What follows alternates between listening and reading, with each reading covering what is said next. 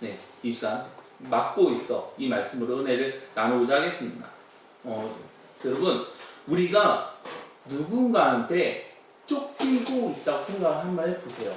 그럼 우리가 열심히 도망치고 있는데, 그렇게 열심히 도망치고 있을 때 우리 앞에 나오는 건 뭡니까? 우리 앞에 나오는 게 뭐예요? 막다른 골목. 그죠? 막힌 상황이 우리 앞에 나오지 않나요? 우리가 막다른 골목, 막힌 상황이 나를 가로막고 있으면 어떻습니까? 앞으로 나아갈 수는 없습니다. 뒤로 물러날 수도 없습니다. 그런 상황이 아닙니다. 어떻게 할 수 있는 상황이 아닙니다.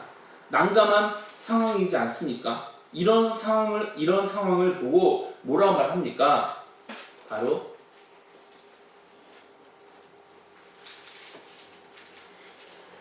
그 앞에 거로 불러야 돼요. 네. 예, 진퇴양난이라고 말합니다. 우리나라 한 기업 입사 문제이기도 했습니다. 영어로 진퇴양난 한번 표현해 보세요. 그러자 많은 사람들이 답을 쓰지 못했는데, 그 가운데 한 지원자는 진퇴양난을 딜레마로 표현했다고 합니다. 영어 사전의 딜레마를 뭐라고 표현하냐면, 두 가지 바람직하지 못한 대안 사이에서 직면하게 되는 선택사항이라고 기록되어 있습니다. 우리는 살아가면서 이러지도 못하고 저러지도 못하는 딜레마에 빠지는 경우가 있지 않습니까? 이스라엘 사람들은 430년 시간이란 긴 시간을 애굽에서 노예로 지냈습니다. 오늘 본문 말씀을 보면 이스라엘 사람들을 가로막고 있는 게 뭡니까? 홍해라는 거대한 바다가 그들을 가로막고 있습니다. 그럼 뒤에는 누가 쫓아오고 있습니까? 애굽의 군대가 이스라엘 사람들을 죽이기 위해 달려오고 있지 않았습니까? 이스라엘 사람들은 이러지도 못하는 그런 난감한 상황입니다. 저러지도 못할 수 없는 그런 상황입니다. 한마디로 표현하면 딜레마에 빠진 그런 상황이라는 것입니다. 이스라엘 사람들이 몇 년을 노예로 살다 왔습니까? 430년입니다. 그렇게 긴 시간 동안은 노예로 살아왔습니다. 이스라엘 사람들에게는 자유가 없었습니다. 그런 사람들이 애굽에서 탈출하게 되었습니다. 이스라엘 사람들이 구원받은 건 바로 하나님의 은혜라는 것입니다. 하나님의 능력으로 이스라엘 사람들은 애굽에서 나올 수 있게 되었습니다. 그리고 하나님은 이스라엘 사람들을 어떻게 인도해 줍니까? 낮에는 구름 기둥으로 시원하게 인도해 주지 않습니까? 밤에는 불 기둥으로 얼어 죽지 않게, 춥지 않게 인도해 주지 않습니까? 그렇게 인도해 줬는데 사람들의 반응은 어떻습니까? 딜레마에 빠져 있지 않습니까? 그럼 이스라엘 사람들은 왜 딜레마에 빠졌습니까? 그들 앞에 뭐가 있습니까? 홍해라는 거대한 바다가 이스라엘을 가로막고 있었습니다. 뒤에는 애굽의 군대가 그들을 죽이기 위해서 열심히 쫓아오고 있었습니다. 그래서 정말 난감한 그런 상황입니다. 뒤로 물러날 수도 없는 그런 딜레마입니다. 이런 절박한 상황, 난감한 상황에서 두 가지 반응을 볼 수 있게 됩니다. 한 가지 반응은 이스라엘 사람들의 반응입니다. 또 다른 하나는 넘겨주세요. 모세의 반응입니다. 이스라엘 사람들은 하나님 봤습니까? 아니요. 이스라엘 사람들은 홍해라는 거대한 바다만 보고 있습니다. 이스라엘 사람들은 그들을 쫓고 있는 애굽 군대만 보고 있습니다. 환경을 봤습니다. 환경을 보자마자 뭐가 생겼습니까? 겁이 나지 않았습니까?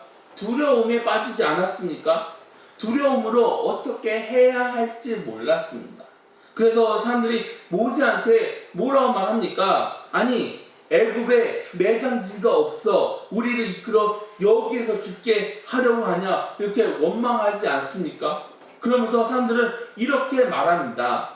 죽는 것보다 애굽 사람들을 섬기는 게 낫다고 후회를 하고 있습니다. 그런데 모세는 그런 사람들을 보면서 반응을 어떻게 보이고 있습니까? 13절부터 14절 말씀을 보면 너희는 두려워하지 말라. 가만히 서서 여호와께서 오늘 너희를 위하여 행하시는 구원을 보라. 너희가 오늘 본 애굽 사람을 영원히 다시 보지 아니하리라. 여호와께서 너희를 위하여 싸우시니 너희는 가만히 있을지라. 오늘 본문에서 두 가지 반응을 볼 수 있게 됩니다. 이스라엘 사람들 반응은 어떻습니까? 두려워하고 있습니다. 부정적으로 반응을 합니다. 불신앙적으로 반응을 합니다. 그런데 모세의 반응은 어떻습니까? 두려워하지 않는 반응을 보입니다. 하나님의 구원을 바라보는 그런 반응을 보이게 됩니다. 긍정적인 반응을 보이게 됩니다. 사람들은 믿음의 반응이 아니라 믿지 못하는 반응을 보이고 있지 않습니까? 그럼 차이는 뭡니까? 이스라엘 사람들은 뭘 보고 있습니까? 홍해라는 거대한 바다를 보고 있습니다. 애국 군대만 보고 있습니다. 그런데 모세는 홍해라는 바다를 보는 것이 아니라 살아서 역사하시는 하나님을 바라보고 있다는 것입니다. 애국 군대를 바라보는 것이 아니라 살아계신 하나님을 바라보고 있다는 것입니다. 우리 역시 마찬가지이지 않습니까? 우리는 상황을 보게 되면 어떻습니까? 이스라엘 사람들처럼 딜레마에 빠지지 않습니까? 우리도 그 상황에 얼마든지 빠질 수 있게 됩니다. 그런 상황이지만 우리가 이런 상황 가운데 하나님을 보면 우리한테 생기는 건 뭐가 생깁니까? 소망이 생기지 않습니까? 우리에게 희망이 생기지 않습니까? 그럼 우리한테 소망이 생기는 이유는 뭡니까? 여러분, 하나님만이 길이라는 것입니다. 하나님만이 답이라는 것입니다. 우리한테 있는 어려움, 우리한테 있는 문제, 우리 힘으로 해결해 나아갈 수 있습니까? 아니요. 죽었다 깨어나도 우리 힘으로는, 우리 노력으로는, 우리 방법으로는, 우리 생각으로는 나한테 있는 그 모든 문제들을 해결할 수가 없다는 것입니다. 그런데 하나님은 우리 모든 문제를 해결해 줄 수 있는 능력이 있는 분이십니다. 아멘. 민수기 13장부터 14장을 보면은 오늘 본문하고 비슷한 상황, 12명의 정탐꾼 상황이 등장하고 있습니다. 이스라엘에서 가나안을 파악하기 위해 12명의 정탐꾼을 보냅니다. 12명의 정탐꾼 40일 기간 동안 가나안 땅을 열심히 보고 돌아왔습니다. 12명 가운데 10명의 정탐꾼들이 뭐라고 보고합니까? 부정적인 보고하지 않습니까? 가나안 성은 어마어마합니다. 가나안 성은 굉장히 튼튼합니다. 거기에는 아낙 자손들이 살아가고 있습니다. 그 사람들은 비교하면 우리는 메뚜기입니다. 부정적인 보고를 합니다. 그런데 여호수아하고 갈렙은 어떤 보고를 합니까? 긍정적인 보고를 하지 않습니까? 가나안은 아름다운 땅입니다. 가나안은 젖과 꿀이 흐르는 그런 땅입니다. 그 땅은 하나님께서 우리에게 약속하신 땅입니다. 그래서 그 사람들은 우리의 먹이입니다. 그럼 왜 먹이라고 했을까요? 하나님이 우리와 함께 하십니다. 그래서 그들은 우리의 먹이라고 긍정적인 보고를 하지 않습니다. 12명의 보고를 들은 이스라엘 사람들 상황은 어지럽습니다. 흔들립니다. 딜레마에 빠졌습니다. 이러지도 못하고 저러지도 못하는 그런 난감한 상황입니다. 10명의 정탐꾼 부정적인 보고는 뭡니까? 우리는 거기에 들어갈 수가 없습니다. 우리는 애굽으로 돌아갈 수도 없습니다. 그러면서 자연스럽게 누구를 원망하고 있습니까? 하나님하고 모세를 원망하고 있지 않습니까? 이 모습으로 인해 이스라엘 사람들은 광야에서 40년이라는 시간을 훈련을 받아야만 했습니다. 그럼 왜 40년 훈련을 받아야 했을까요? 1년만 받으면 안 됐을까요? 10년만 받으면 안 됐을까요? 왜 하필이면 40년이었을까요? 40년은 다른 게 아닙니다. 그들에게 있는 그 모습들을 빼기 위한 훈련이라는 것입니다. 여러분 생각해 보세요. 우리가 계속해서 불평하잖아요. 우리가 계속해서 원망하잖아요. 우리가 계속해서 거짓말하잖아요. 그러면은 하나님은 여러분에게 그 훈련을 반복해서 시켜주십니다. 이게 뭡니까? 이게 말하는 게 뭡니까? 우리 눈에 보이는 다양한 상황 가운데 신앙의 모습을 보이냐 아니면 믿지 않는 모습의 반응을 보이냐로 결과는 달라지게 되는 것입니다. 예수님의 제자 베드로 역시 딜레마에 빠졌던 적이 있습니다. 제자들이 갈릴리 호수를 건너가고 있었는데 갑자기 엄청난 바람을 만나게 됩니다. 예수님이 그때 제자들에게 다가오는데 어떻게 옵니까? 물 위를 걸어오지 않습니까? 그 모습을 본 베드로가 주님한테 뭐라고 말합니까? 주님, 저에게 말씀을 해주세요. 주님, 저에게 오라고 해주세요. 그러자 예수님께서 오라고 하십니다. 베드로는 주님을 바라보고 나아갈 때 물 위를 걸어갈 수 있었습니다. 최초로 물 위를 걸어갔던 사람입니다. 여러분, 우리가 중국 영화 보면은 사람들이 다 물 위를 이렇게 뛰어가죠. 그거 다 뻥입니다. 여러분, 사람은 물 위를 걸어갈 수가 없습니다. 그런데 주님이 아니라 바람을 보니 어떻게 됩니까? 무서운 생각이 베드로한테 들어오지 않습니까? 그러자 베드로가 어떻게 됩니까? 물에 바로 빠져버리게 됩니다. 예수님의 손을 내밀어 베드로를 살려줬습니다. 여러분, 우리는 어떤 상황 가운데서도 오직 살아계신 주님만 바라보면서 나아가야 합니다. 모세는 이런 상황에서 누구를 바라봅니까? 누구를 의지합니까? 하나님을 의지합니다. 그런데 베드로는 어떻습니까? 아주 잠깐 그 순간 다른 것을 의지했다가 주님을 다시 의지하지 않았습니까? 욥은 어떻습니까? 욥 역시 딜레마에 빠졌던 적이 있습니다. 욥은 하루 아침에 10명의 자녀들을 잃었습니다. 그 많던 재산 하루 아침에 다 빼앗겼습니다. 그럼 이걸로 끝입니까? 아닙니다. 욥의 몸은 어떻습니까? 악창이 났습니다. 기아장으로 자신의 몸을 긁어야만 했습니다. 그 모습을 본 욥의 아내가 뭐라고 말합니까? 차라리 하나님을 원망하고 죽으라고 말하지 않습니까? 욥의 친구들은 욥을 위로하러 왔지만 욥을 위로하는 게 아니라 오히려 욥을 비난하고 있지 않습니까? 욥의 아내하고 친구들의 말을 듣게 되면 하나님을 거역하게 됩니다. 이러지도 못하고 저러지도 못하는 그런 난감한 상황입니다. 그런데 욥은 그런 상황 가운데서 누구를 의지합니까? 아내하고 친구들을 의지합니까? 사람들을 의지합니까? 아니요. 욥은 사람을 의지해 나아가는 것이 아니라 하나님만 의지해 나아갑니다. 그래서 욥이 뭐라고 말합니까? 욥기서 1장 21절부터 22절 말씀을 보면 이르되 내가 모태에서 알몸으로 나왔사온즉 또한 알몸이 그리로 돌아가올지 주신 이도 여호와시오 거두신 이도 여호와시오니 여호와의 이름이 찬송을 받을지니라 하고 이 모든 일에 욥이 범죄하지 아니하고 하나님을 향하여 원망하지 아니하리라. 욥이 뭐라고 말합니까? 고난을 주는 분도 하나님이라고 고백합니다. 그러자 하나님은 욥에게 갑절이라는 회복의 축복을 허락하지 않습니까?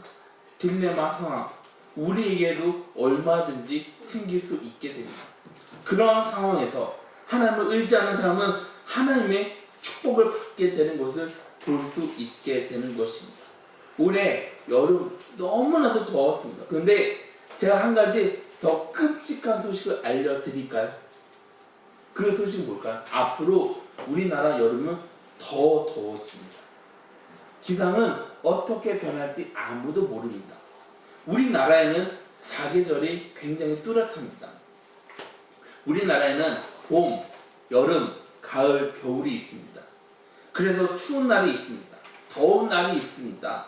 따뜻한 날이 있습니다. 시원한 날이 있습니다. 눈이 오는 날이 있습니다. 비가 오는 날이 있습니다.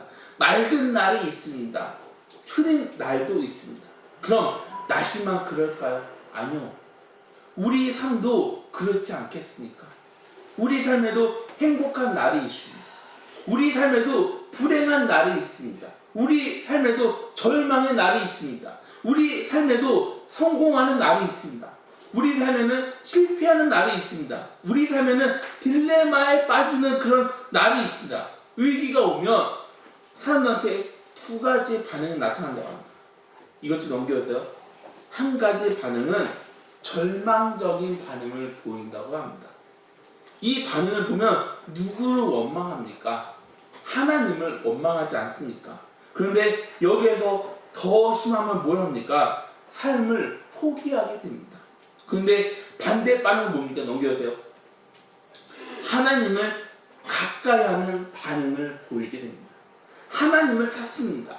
하나님한테 매달리게 됩니다. 하나님한테 소망을 가진 반응을 보이게 됩니다.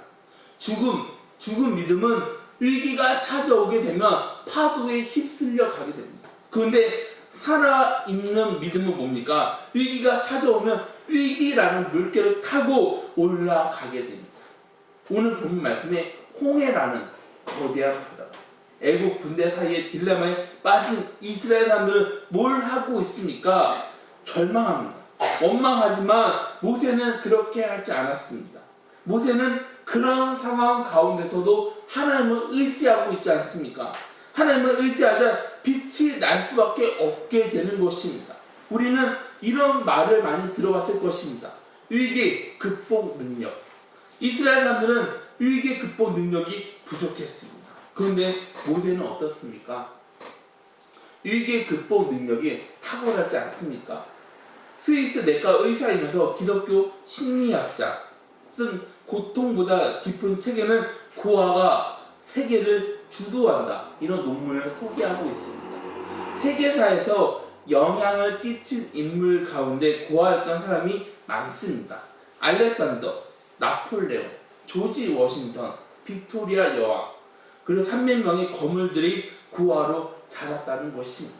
그리고 예술가들이나 과학자들도 고아로 자란 사람들이 많다고 합니다. 그들은 고아, 어려서부터 삶을 극복하는 능력을 키워 세계에 영향을 미치는 인물이 되었다고 합니다. 그리고 이 책의 결론을 어떻게 내리냐면, 사람의 가치는 그가 거둔 성공보다 그가 어떤 방식으로 실패를 극복했냐로 측정이 됩니다. 진퇴양난의 과정을 극복하는 사람이 가치 있는 사람이라는 것입니다. 여러분, 하나님이 모세를 왜 불렀겠습니까? 하나님은 모세에게 이스라엘 사람들을 출애굽시키고 광야에서 40년 인도하고 하나님의 율법을 제정하고 성막 세우는 지도자로 왜 불렀을까요? 하나님은 사람을 누구보다 잘 보는 분이십니다. 모세는 위기 상황을 어떻게 대처해 나아갑니까? 하나님을 전적으로 의지하지 않습니까? 진퇴양난 상황에서 돌파구를 어떻게 찾습니까? 하나님만 의지해 나아가는 것입니다. 하나님을 찾지 않습니까? 모세는 하나님의 살아계심을 믿었습니다. 그래서 하나님이 모세를 선택한 게 아닙니까? 그래서 하나님이 모세를 세운 게 아닙니까? 나약한 사람, 의지가 약한 사람, 늘 부정적인 사람, 신앙적이지 않는 사람을 하나님께서는 싫어하십니다. 그리고 그 사람도 하나님을 싫어합니다. 하나님을 찾지 않습니다. 왜냐하면 내가 하나님보다 더 대단하니까. 그래서 나를 하나님을 의지하여 나가는 것이 아니라 나 자신을 의지하지 않습니까? 그래서 머리로만 아는 게 너무나도 위험한 것입니다. 강하고 담대하고 긍정적이고 신앙적인 사람을 하나님께서는 좋아하십니다. 하나님은 믿음의 반응을 보인 모세를 통해 딜레마에 빠진 상황을 극복할 수 있도록 인도해 주셨습니다. 우리 성도 여러분, 어떤 상황 가운데서도 믿음의 반응을 보이는 성도님들이 다 되시기를 주님의 이름으로 기원합니다. 그럼 하나님은 여러분을 통해 좋지 않는 상황을 좋은 상황으로 변화시켜 주시는 놀라운 축복을 여러분이 경험하게 될 줄 믿으시기를 주님의 이름으로 소망합니다. 한 목사님은 네 종류의 사람이 있다고 합니다. 첫 번째 넘겨오세요. 노를 잘하는 사람입니다. 노를 정말 기가 막히게 잘합니다. 이거 주세요. 싫어요. 이거 주세요. 다음에 할게요.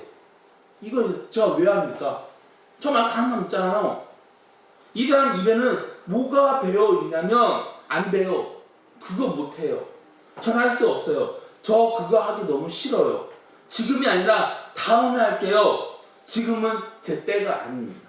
이런 사람은 신앙생활을 하면서 뭐든지 어떻게 생각하냐면 안 된다고 부정적으로 생각하게 됩니다. 두 번째 사람은 흔들리지 않는 사람입니다.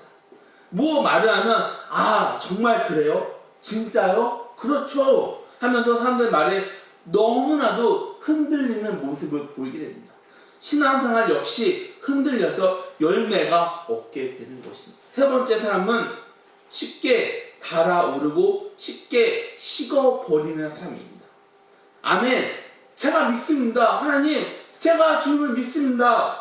네 그렇게 제가 주님 말씀 순종하겠습니다. 그런데 이 사람은 얼마 가지 못하고 식어버리게 됩니다. 그래서 이 사람에게는 하나님의 역사가 일어나지 않게 됩니다. 네 번째 사람은 믿고 움직이는 사람입니다. 이 사람은 믿음으로 반응을 하게 됩니다. 네 믿습니다. 제가 하나님 말씀에 순종합니다. 하나님은요 믿음으로 순종해 나아갈 때 그 사람들 속에 능력으로 역사해 주십니다. 여러분 한번 생각을 해보세요. 지금까지 살아오면서 여러분의 능력으로 지금 이 자리까지 왔다고 생각하십니까?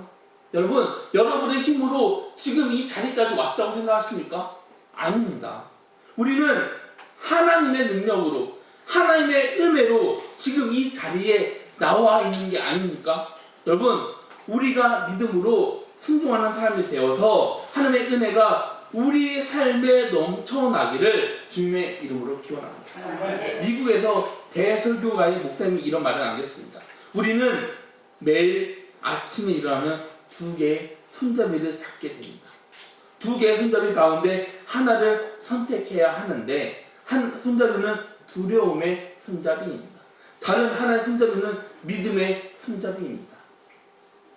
두려움의 손잡이를 잡는 사람은 두려움과 불안을 느끼면서 살아갈 수밖에 없습니다. 그런데 믿음의 손잡이를 잡는 사람은 믿음으로 이 세상에 승리하는 삶을 살아가게 됩니다. 여러분은 지금 어떤 손잡이를 잡고 계십니까? 여러분은 매일 어떤 손잡이를 잡고 계십니까? 여러분은 믿음의 손잡이를 잡으시기를 주님의 이름으로 기원합니다. 여러분 믿음의 손잡이를 여러분이 잡을 때 하나님은 여러분의 믿음을 보십니다. 하나님은 여러분의 중심을 보십니다. 우리 겉이 아니라 우리 생각이 아니라 우리 중심을 보시는 분이 바로 우리 하나님이지 않습니까? 하나님의 능력이 인해서 여러분의 삶에 승리하는 승건님들이 다 되시기를 주님의 이름으로 소망합니다. 여러분 홍해라는 바다는 우리의 삶을 늘 가로막고 있습니다. 그리고 우리 뒤에는 애굽의 군대가 우리를 죽이기 위해서 늘 우리를 쫓고 있습니다. 이게 뭡니까? 우리 삶의 문제는 끊임없이 있다는 것입니다. 그런데 사람들은 이러지도 못하는 상황, 저러지도 못하는 상황에서 어떻게 합니까? 이스라엘 사람들처럼 절망하고 있지 않습니까? 이스라엘 사람들처럼 원망하고 있지 않습니까? 그러면서 지금 이렇게 온 것을 후회하고 있지 않습니까? 내 모든 것을 포기하려고 합니다. 그런데 우리를 가로막고 있는 홍해라는 바다, 우리를 위협하고 있는 애굽의 군대는 뭡니까? 하나님을 더 깊이 만나게 하는 동기가 되어주는 것입니다. 하나님을 체험할 수 있게 하는 기회가 된다는 것입니다. 오늘 본문 뒤에 말씀을 보면 이스라엘 사람들 앞에 어떤 일이 벌어집니까? 홍해라는 거대한 바다가 반으로 나뉘어지지 않습니까? 이스라엘 사람들은 하나님의 능력을 체험하지 않습니까? 바울은 이런 하나님의 능력을 체험했습니다. 그래서 바울이 어떻게 고백합니까? 빌립보서 4장 13절 말씀 보는 내게 능력 주시는 자 안에서 내가 모든 것을 할 수 있느니라. 영국의 팬텀이라는 사람은 하나님이 내 안에 계시기 때문에 하나님이 할 수 있는 모든 것을 나도 능히 할 수 있습니다. 이렇게 고백을 합니다. 그럼 어떻게 해서 이런 고백을 할 수 있게 됐을까요? 하나님이 내 안에 계시면 그 능력으로 역사하는 것을 체험했다는 것입니다. 늘 내 안에 하나님의 은혜가 있습니다. 오늘 본문 말씀에 등장하는 모세도 이런 하나님의 능력을 알았습니다. 하나님의 은혜를 알았습니다. 그래서 그 누구보다 확실하게 믿고 나아갈 수 있었습니다. 그래서 모세가 어떻게 말을 합니까? 출애굽기 14장 13절부터 14절 말씀을 보는 모세가 백성에게 이르되 너희는 두려워하지 말고 가만히 서서 여호와께서 오늘 너희를 위하여 행하시는 구원을 보라. 너희가 오늘 본 애굽 사람을 영원히 다시 보지 아니하리라. 여호와께서 너희를 위하여 싸우시리니 너희는 가만히 있을지라. 이렇게 당당하게 선포해 나아가지 않습니까? 여러분, 우리는 홍해라는 거대한 바다 앞에서 우리를 쫓고 있는 애국 군대 앞에서 어떤 반응을 보여야 하겠습니까? 신앙 없는 모습을 보여야 하겠습니까? 아닙니다. 우리도 모세처럼 믿음으로 당당하게 선포해 나아가야 되지 않겠습니까? 너희는 가만히 있어. 하나님께서 하시는 것을 봐라. 우리가 그렇게 당당하게 고백해 나아가야 되지 않겠습니까? 나를 의지해 나아가는 것이 아닙니다. 내 생각을 의지해 나아가는 것이 아닙니다. 내 방법을 의지해 나아가는 것이 아닙니다. 내 감정을 의지해 나아가는 것이 아닙니다. 그럼 뭡니까? 우리는 그런 상황에서 내가 아니라 사람이 아니라 하나님만 의지해 나아가야 되지 않겠습니까? 우리가 믿음의 반응을 보여야 되지 않겠습니까? 우리가 그렇게 선포해 나갈 때 하나님은 여러분을 맡고 있는 그 홍해라는 바다를 나뉘게 해주는, 반으로 쪼개주는 놀라운 축복을 여러분에게 내려주실지 믿으시기를 주님의 이름으로 축원합니다. 다 같이 기도하시겠습니다.